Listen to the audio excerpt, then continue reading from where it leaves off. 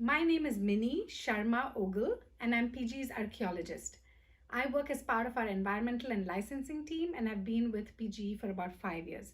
I just absolutely love my job. My role at PGE is to make sure that our projects do not impact cultural resources. Now, cultural resources are those that include historic buildings and archaeological sites. Unlike natural resources, cultural resources are finite. So once we destroy them, they're pretty much gone. We lose them forever. So I help PGE, I help my company be sort of thoughtful about our impact. I help find scientific and creative solutions to problems and work very closely in partnership with tribes in Oregon and in Washington, as many of the archaeological resources and sites are part of the tribe's history. So that's my job at PGE. So I would say in three major ways. So my field of archaeology strives to understand and appreciate indigenous perspectives, right, and indigenous communities and their voices. A lot of times, indigenous communities are sort of at the forefront of climate change and impact and are directly affected by climate change. So these communities might have knowledge and practices on how we can maybe address climate change. So that's the first way. Second is that there's evidence now from the United States National Park System that show that climate change is already damaging a lot of archaeological sites. And like I said, once archaeological resources are gone, they're gone forever. They're a finite resource. So if anything, it will only increase with time. Currently, there's no polluter who we can target and say, you got to pay for the loss of all this archaeological and historical resources, right? There's not one polluter.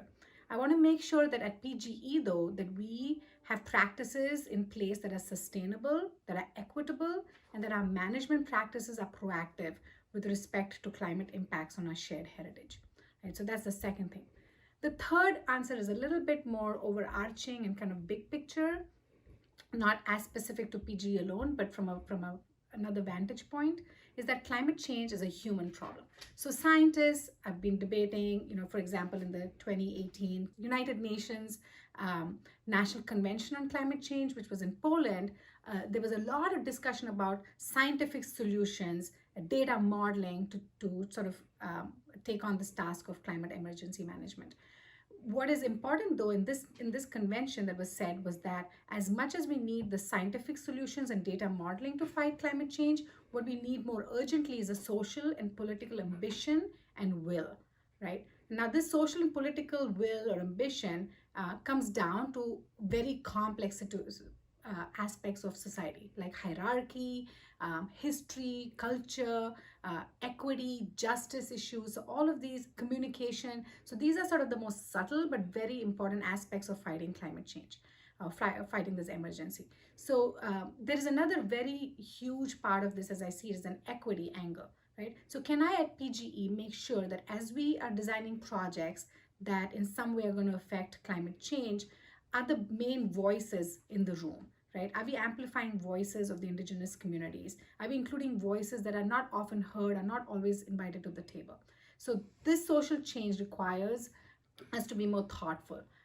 And that's where I think the archaeological or anthropological perspective comes into play, because archaeology is what? It's really the study of interaction of the natural world and the social environment through time and space. So I propose that archaeology is invaluable to the modern global climate response.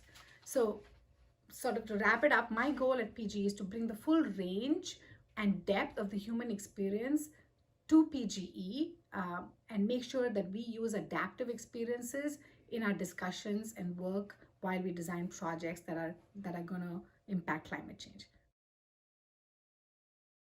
Okay, so how do we gather, collect, and analyze information? So archaeology and historic preservation is a very research-intensive field. So we depend a lot on data collected by other archaeologists, as we ourselves cannot dig up every square inch of the ground, right? So we also collect, research each other's information is very important. Then we also conduct excavations in areas we think an archaeological site may be buried below the ground. Right? So once we are very systematic about how we do these excavations and very detail oriented, sometimes we even have to use our own toothbrushes, not our own toothbrushes, a toothbrush. These days, the fields of archaeology and historic preservation are quite advanced, and we kind of employ high-tech tools to better understand our historic past. Some of these tools that we've used at PGE are radiocarbon dating, of course, which is not that high tech anymore, but we also use blood residue analysis, mitochondrial DNA analysis, and something called dendrochronology. As a good archaeologist, the ultimate test of that is to make sure that you publish the research or publish the data that you have sought out and found, right? So you publish your results of your data in technical reports or in peer-reviewed journals, and make sure that you always present at conferences. So you want to be able to publish your public speaking skills, even though you might be digging for little things in the ground. You want to be able to present your data in a coherent way to audiences that might appreciate the history. So how do I support the engineering and designing of solutions to the complex problem of climate change? It's very complex. I cannot do it myself. I work very closely with others in my environmental team at PGE. I also work closely with engineers at PGE who design hydroelectric projects, solar projects, wind farms, and make sure that they consider impacts to cultural resources as they're designing projects and sometimes during construction. So as we've already discussed, cultural resources and our shared heritage are important aspects of the global climate emergency. I strive to achieve a balance between PG's engineering needs and resource management. What that means is we need to make electricity, right? We need to generate it, we need to transmit it, we need to supply it. But how can we do so while also thinking about the resources that PGE is responsible for, such as air quality, water quality, the flora, the fauna, so the fish, the eagles, all of those that inhabit our project areas, the soils, and cultural resources or archaeological resources. All of these can be impacted and impaired by climate change. So that balancing act is how I support sort of the engineering and designing solutions around climate change. My favorite subjects in school were history, geography, and science. Now put them all together and you get archaeology, right? Well, I grew up in India and was fascinated by the stories that I read in old used copies of the National Geographic that my mom and I would buy when we went to the market in the evenings. So long story short, I quit my kind of high profile job in advertising and moved to the US to study anthropology and did my graduate work in archaeology. I did get the opportunity to work in places like Turkey and Egypt and India doing a lot of excavation work, but ultimately wound up in Oregon, which I love, and have been here for the last 20 years or so practicing archaeology, and joined PGE's environmental and licensing team as PGE's first archaeologist about 5 years ago. So what does a clean energy future mean to me?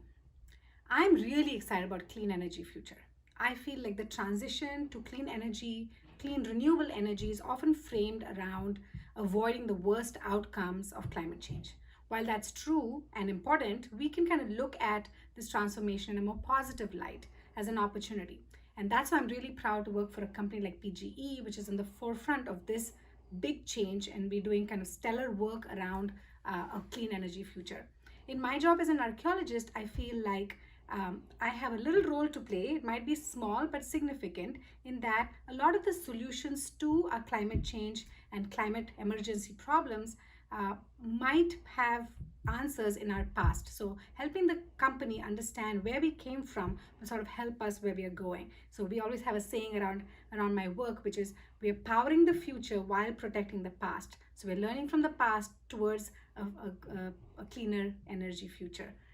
Most importantly, I am really excited about this work because I have little kids and I want them to grow up in a community and in a society that values the environment and are aware of what their little roles what their little parts, what little part they might play in a cleaner energy future for all of us. So that's what excites me the most.